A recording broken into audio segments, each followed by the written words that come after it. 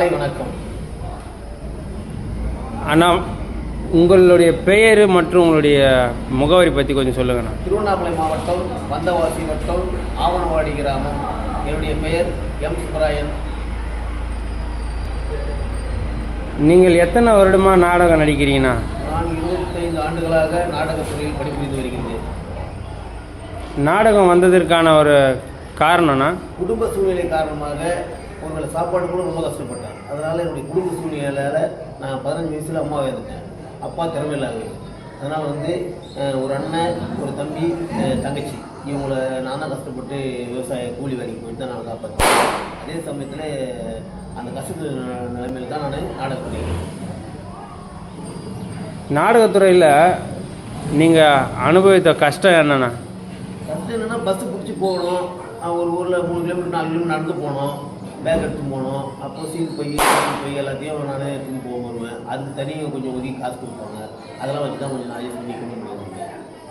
இது வேன் வசதினா இல்லாதப்போ, அப்போது ஆரம்ப கட்டத்தில் இப்போ தான் வேன் வந்துடுது. அப்போல்லாம் பஸ்ஸுக்கு தான் போகணும். ஒரு ஊரில் போய் இறங்கிட்டாக்கா அங்கேருந்து வாடகை சைக்கிளில் போகணும். அது மாதிரிலாம் இருந்தது. அது சரியாக பஸ்ஸில் கூட அனுமதிக்க மாட்டாங்க அப்படின்ற மாதிரி கேள்வி. அது மாதிரி ஒரு காலகட்டமாக இருந்தது. ஏன்னா மூட்டை முடிச்சு பார்க்கும்போது, பொருளெலாம் பார்க்கும்போது எல்லாம் ஏற்ற முடியாது, போக முடியாதுன்னு சொல்லிட்டு போயிடுவாங்க. எப்படின்னா ஊரை போய் சேர்த்துருவோம், வேலையாக போய் சேர்த்துருவானா. தினமும் நாடகம் ஆடுறீங்க, எப்போ நான் தூங்குவீங்க? நான் ஒரு கொத்தனார். அதாவது லோக்கலில் நாடகம் எப்படி இருக்குதோ, நான் தேவி நாடகம், அதாவது ரேணுகா தேவி தேவி நாடக மன்றத்தில் இருக்க போகிறப்பெல்லாம் வேலையாக ஊரை போய் சேர்த்துருவோம். நாடகம் முடிச்சு வேலையாக ஊரை போயிடுவோம். ஒரு 9 மணிக்கு தூங்கிட்டு, 2 மணி நேரம் தூங்கிட்டு அப்புறம் வேலைக்கு போயிடுவேன். வேலைக்கு போயிட்டு அப்புறம் போய் 4 மணி 5 மணிக்கெலாம் கொஞ்சம் வேலையை கேட்டுன்னு நாடகத்தை டைம் பண்ணுவேன். நீங்கள் வாங்கிய முதல் சம்பளம் என்னென்ன? நான் வாங்கிய முதல் சம்பளம் 90 ரூபா. திருமலை நாடக மன்றத்தில் நான் வாங்கிய சம்பளம் 90 ரூபா. எல்லாருக்குமே 120 130 வாங்குவாங்க. நான் அப்போ தான் புதுசு, அதனால் எனக்கு 90 ரூபா கொடுப்பாங்க. இந்த எல்லாமே சேர்த்து சீன் பை, சீன் கட்டுறது, கத்திக்கதை பை எல்லாத்தையும் எடுத்து போகிறதுக்கு சேர்த்து எனக்கு 90 ரூபா கொடுப்பாங்க. நீங்கள் முதல் நடித்த கதாபாத்திரம்னா? நான் முதல்ல நடித்தது மாயாசூர் நாடகம் என்ற நாடகத்தில் கதாநாயகனாக நடித்தேன். உங்களுக்கு பிடித்த சினிமா நடிகர் யாருன்னா? பிடித்த நடிகர், சினிமா நடிகர் புரட்சித் தலைவர் எம்ஜிஆர் தான் சொல்லலாம். இரவினில் ஆட்டம், பகலினில் தூக்கம், இதுதான் நாடக கலைஞன் வாழ்க்கையா? அதெல்லாம் அப்படிலாம் சொல்ல முடியாது. அதாவது கலைத்துறையில் பங்கு பெறலாம். பங்கு பெற்றாலும் கொஞ்ச நேரம் ஓய்வு எடுத்துட்டு அதுக்கு பிறகு கொஞ்சம் போகலாம், மற்ற வேலையும் பார்க்கலாம். அதுக்காக இரவில் ஆட்டம் மட்டும் ஆட்டு பகலில் இருந்தோம்னா எல்லா வேலையும் வேஸ்ட்டாக போயிடும். எதையுமே கண்டுக்க முடியாது. குடும்ப சூழ்நிலை காரணமாக நல்லது கெட்டது எல்லாத்தையும் சந்திக்க இருக்கும். அதனால கொஞ்சம் வர வேண்டிய வேலையும் இருக்கும். அதாவது என்னுடைய 15 ஆண்டு கால 15 ஆண்டு நாடகத்துறையில் முன்னாடி நாடகத்துறை பற்றி அந்த அளவுக்கு பவர் இருந்தது. இருந்தாலும் இப்போ இருக்கிற சூழ்நிலையில் இந்த கலைதேவி நாடகம் தான் 5 ஆண்டுகள் ஆகுது. அந்த 5 ஆண்டுகளில் இருக்கிற சூழ்நிலை மக்கள் கூட்டம் அதிகமாக இருக்குது. கலையை வளர்க்கத்தான் ஆசைப்படுறதா நினைக்கிறேன். வளருது. ஆமாம். குடிபோதைக்கு அடிமையாக இருக்கும் இளைஞர்களுக்கு உங்களுடைய அட்வைஸ்னா எப்படி இருக்கணும்? எங்களுடைய அட்வைஸ் என்னன்னா, நாடகத்தின் மூலயமா இதை செய்யணும், இதை செய்யக்கூடாதுன்னு அதன் மூலயமா நாங்கள் நாடகம் மூலமாக நடிச்சு காட்டுறோம். நாங்கள் நடித்து காட்டுறது இப்படி தான் வாழணும், இப்படி வாழக்கூடாதுன்னு நடிச்சு காட்டுறோம். அதை பார்த்து இளைஞர்களை திருமணம் தான் நாங்கள் நினைக்கிறோம்.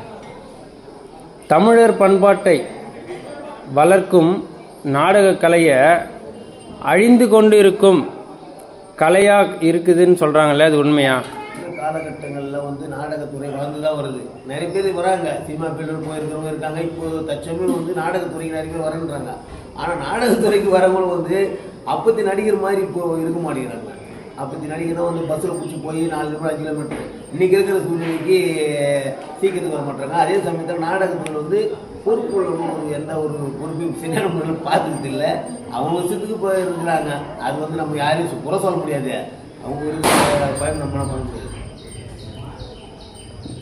ஒவ்வொரு ஊருக்கு போகிறீங்க, தினமும் உணவு பரிமாறுதல் எப்படின்னா இருக்குது? உணவு பரிமாறலாம் எந்த ஊர்லேயும் குறையே இருக்காது.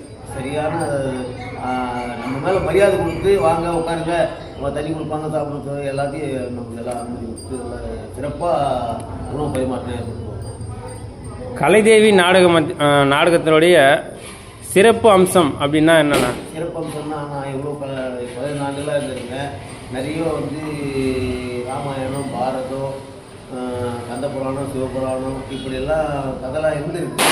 ஆனால் இதில் வந்த பிறகு ராமாயணம்னா இப்படி தான் இருக்கும், பாரதம்னா இப்படி தான் அதான் பார்த்துருவேன், சிவபுராணம் இப்படி இருக்கும், கந்தபுராணம் இப்படி எல்லாத்தையும் இதை தான் நிறைய நான் தெரிஞ்சுக்கிறேன். மற்றதெல்லாம் நான் வந்து முன்னாடி பாப்புலேஷனாக ஆடிருந்தேன், ஆனால் அந்த அளவுக்கு தெரிஞ்சிக்க முடியல. ஆனால் நான் இருந்தாலும் கிராமத்தில் வந்து நாடகம் கற்றுக் கொடுத்துருந்தேன். முடிஞ்ச வரைக்கும் இப்போ தான் வந்து வாத்தியார் காசிநாதன் வாத்தியார் மூலியமாக தான் நான் இதெல்லாம் தெரிஞ்சுக்கணும். ராமாயணத்தை பார்த்துருக்கேன். மக்களின் மனதில் கலைதேவி நாடக மன்றம் பெரும் மதிப்பை பெற்றுள்ளதா? அளவில்லாத மதிப்பு பெற்றுள்ளது. அளவில்லாத மதிப்பு. அதாவது சொல்லுவாங்க, கடல் கடந்து வந்து பார்க்குறாங்கன்னு சொல்கிறாங்க பாரு. அதுபோல் எங்கள் நாடகமன்றத்தில் நாடகமன்றத்தை ரசிக்க வேண்டும் என்றால் 50 கிலோமீட்டர் 100 கிலோமீட்டர் தூரத்துக்கு வராங்க, வந்து பார்த்து போகிறாங்க. ஆனால் சேஃப்டியாக வந்து போகிறாங்க. இன்னும் சேஃப்டியாக தான் வந்து போகணும்னு நாங்கள் நினைக்கிறோம். நீங்கள் பார்த்த மக்கள் கூட்டத்திலேயே இதுவரையில் நீங்கள் பார்த்த மக்கள் கூட்டத்திலேயே இதுவரையில் எந்த இடத்துல அதிகமாக மக்கள் கூட்டம் இருந்துச்சு அப்படின்னு சொன்னால்? நாடகம் நடத்திய ஊர் பாண்டிச்சேரி பக்கத்தில் பள்ளித்தென்னல் என்ற ஊரில் அளவில்லாத கூட்டம். நாங்களே உட்கார்ந்து வேஷம் போடாத அளவுக்கு அந்த அளவுக்கு கூட்டம், உட்கார முடியாத அளவுக்கு இவ்வளோ இடம் இருந்தது. ஆனால் அந்த அளவில் உட்கார முடியாத அளவுக்கு கூட்டம். உங்களுடைய குரு யாருன்னா? என்னுடைய குரு நாவலரசு அண்ணாதுரை ஆவணவாடி. இரண்டாவது குரு நாவல் பக்கம் தா சுப்பிரமணியன் அவர்கள். எனக்கு வந்து கலைத்துறையில் இப்படி தான் இதை நடிக்கணும் போகணும்னு சொல்லுவது சேதராக்குப்பம் SM பச்சைப்பன் அவர்கள். நீங்கள் நாடகம் நடிக்கணும்னு விரும்பப்படுறாங்கல்ல இளைய தலைமுறை, அவங்களுக்கு என்ன சொல்ல விரும்புகிறீங்கன்னா? அவங்க என்ன சொன்னாக்கா, அதாவது வந்து இப்போ குடும்பத்தில் நல்ல பேர் எடுக்கணும், தாய் தந்தை நல்லா பார்த்துக்கணும், அக்கா தங்கச்சிங்க இருக்கிறவங்க அண்ணன் தம்பி சுற்றாப்புற அனைவரையும் எந்த ஒரு முகசுழிவு இல்லாமல் நல்லபடியாக பார்த்துக்கணும். அப்படி தான் என்னுடைய கருத்துக்கள். உங்களுடைய நண்பர்களை பற்றி கொஞ்சம் சொல்லுங்களேண்ணா. நான் வந்து அதிகமாக நண்பர்களை வச்சு நாடகத்துறையில் தான் நண்பர்களாக வச்சுருந்தேன். ஆனால் நான் இருக்கிற எல்லாருமே வந்து ஆசானுங்க தான். ஆசானுங்கிட்ட தான் நிறைய பழகி இருக்கிறேன். ஆனால் ரொம்ப சின்ன பழகலாம் பழகலை. என்னுடைய வயசு பொறுத்த வரைக்கும் அந்த அதாவது வந்து யார் ஆசானுங்க முக்கியமான வேட்டங்கள் நடிக்கிறாங்களோ அவங்களோட கொஞ்சம் நல்லா தொடர்பு வச்சுக்குவேன். அவங்களோட கேட்டுக்கிட்டு தெரிஞ்சுக்குவேன் எந்த கதை எப்படி அப்படின்னு சொல்லிட்டு நான் கேட்டுவேன்.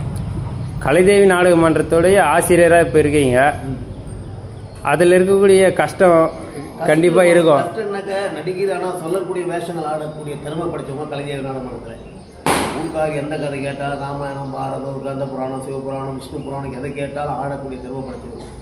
ஆனால் அந்த அளவுக்கு எங்களுக்கும் சொல்லிக் கொடுக்கக்கூடிய விஷயம் விற்கிருக்காங்களே. வயசில் சின்னவராக இருந்தாலும் எங்களுக்கு அந்த அளவுக்கு சொல்லிக் கொடுக்கக்கூடிய அனுபவசாலியாக இந்த வேஷம் நீங்கள் போங்க பண்ணுங்க அப்படின்னு சொல்லுவார்.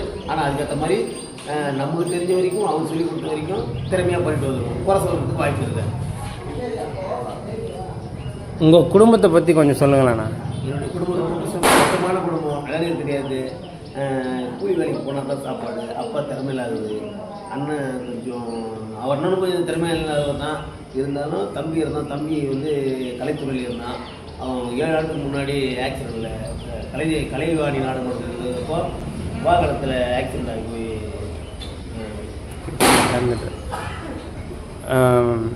நாடக கலையை வளர்க்கக்கூடிய இடத்துல யூடியூப்பு, ஃபேஸ்புக்கு, இன்ஸ்டாகிராம் இருக்குதுன்னு நீங்கள் நினைக்கிறீங்களா? கண்டிப்பாக இருக்குது. அதனால தான் இன்றைக்கி அளவில்லாத கூட்டம். இன்றைக்கி நாங்கள் எங்களுக்கே தெரியாமல் நாங்கள் அங்கேருந்து வரேன்றாங்க, பாண்டிலேருந்து வரேன்றாங்க, கடலூர்லேருந்து வரேன்றாங்க, விழுப்புரத்துலேருந்து வரேன்றாங்க. நாங்கள் நினச்சி பார்க்க கஷ்டமாக இருக்குது. இவ்வளோ தூரத்துலேருந்து பார்த்துட்டே வராங்களே அப்படின்னு நாங்கள் நினச்சி பார்க்குறது கஷ்டமாக இருக்குது.